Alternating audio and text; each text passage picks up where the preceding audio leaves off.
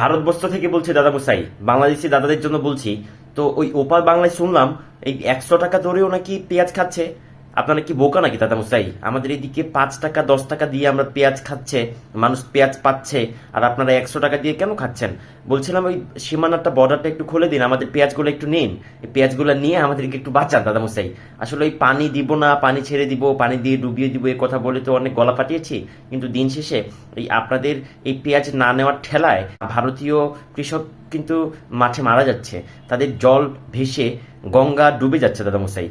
বলছিলাম যে পানি প্রয়োজন অনুযায়ী দেওয়া হবে।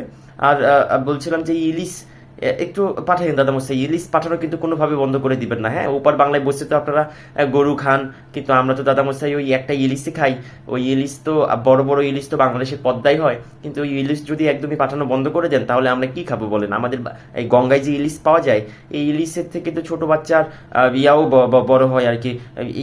এই বিষয়টা একটু মাথায় রাখবেন। আর বলছিলাম যে এই বর্ডারটা একটু খুলে দিয়ে আমাদের এই পেঁয়াজ নিয়ে আপনারা আমাদের একটু উদ্ধার করেন দাদা মশাই।